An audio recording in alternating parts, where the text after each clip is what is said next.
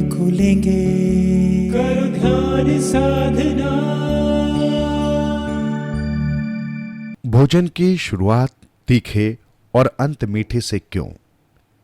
हमारे पूर्वज हमेशा इस बात पर जोर देते थे कि भोजन की शुरुआत कभी भी तीखे खाने से और भोजन का अंत मीठे से करें। इसके पीछे का तर्क क्या है? ऐसा खाने से क्या फायदा है?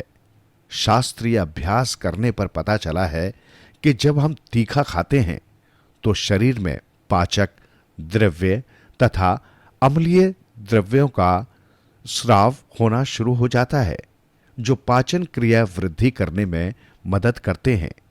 जबकि मीठे पदार्थों में कार्बोहाइड्रेट्स का परिमाण ज्यादा होता है, जिससे पाचन क्रिया मंद पड़ जाती है। उसी प्रकार रक्त में शक्कर का परिणाम बढ़ने से अमीनो एसिड्स ट्राइप्टोफैन का अंतर्ग्रहण बढ़ता है। शरीर में ट्राइप्टोफैन की वजह से सेरोटोनिन का स्तर बढ़ता है। सेरोटोनिन एक तांत्रिक वाहक है जो हमें तंदुरुस्ती की भावना जगाने में कारणीभूत है। ये भावना हमें भोजन समाप्त होने का आभास जगाती है, जबकि पेट भरता नहीं है। इसलिए मीठा भोजन के अंत में खाने की परंपरा हमारे पूर्वजों ने बनाई है। जमीन पर बैठकर भोजन क्यों करें? भारतीय परंपरा में भोजन करते समय सभी लोग जमीन पर पालथी मारकर बैठते हैं। आजकल टेबल कुर्सी पर अथवा डाइनिंग टेबल पर बैठकर भोजन करने की पद्धति बन गई है।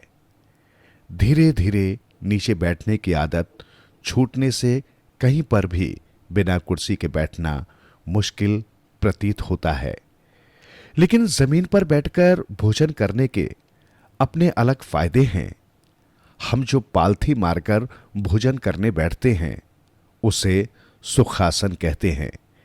इससे शरीर शिथिल पड़ जाता है और अपनी पाचन क्रिया के लिए शरीर तैयार हो जाता है। भोजन करते समय स्वाभाविकता अपने शरीर को आगे और पीछे झुकाना पड़ता है, जिससे अपने जठर के पाचक रस का स्राव निकलने में सुविधा होती है और पाचन क्रिया शीघ्र होने में मदद मिलती है।